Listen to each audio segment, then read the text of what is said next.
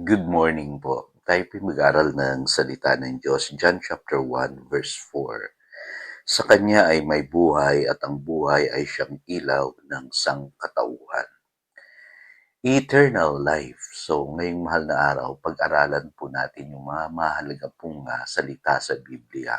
At today, pag-usapan po natin yung eternal life na madalas nating naririnig sa ating mga simbahan. Ano ba ang kahulugan nito? At mahalagang laliman natin yung pagkaunawa natin sa salitang ito.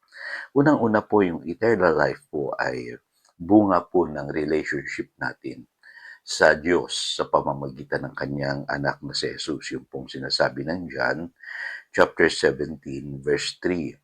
Ito ang buhay na walang hanggan, ang makilala kanila, ang iisa at tunay na Diyos, at ang makilala si Jesucristo na iyong isinugo.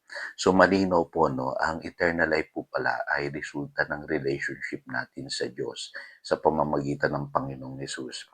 Kapag ang isang tao na iugnay sa Diyos sa pamamagitan ng kaligtasan na itinulot po na ginawa ng Panginoong Hesus para sa atin, nagkakaroon siya nitong buhay na walang hanggan.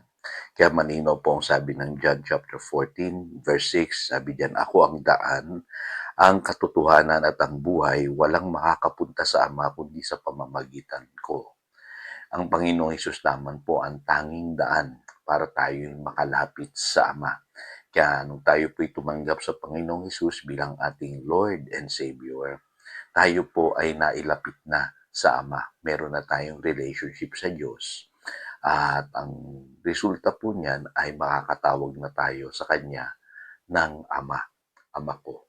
Kaya napakahalaga po na tayo po magkaroon nitong ganitong relationship kasi dun po natin mararanasan yung ipinangako ng Diyos na eternal life. Pangalawa po, yung kahulugan po ng salitang eternal life ay yung divine nature ng Diyos. Sa Greek word po, ang tawag dyan ay Zoe.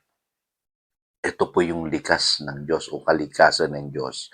The nature of God, the God kind of life. Yung pong binabanggit kanina sa John chapter 1 verse 4 sa text natin. At ang sabi po sa John chapter 10 verse 10, I have come that they may have life and have it to the full. So ibang klaseng buhay po ito. Ito po yung buhay na nais ng Diyos para sa atin.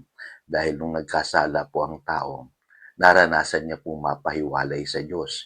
Kaya kailangang ma-born again siya para maranasan niya yung totoong buhay at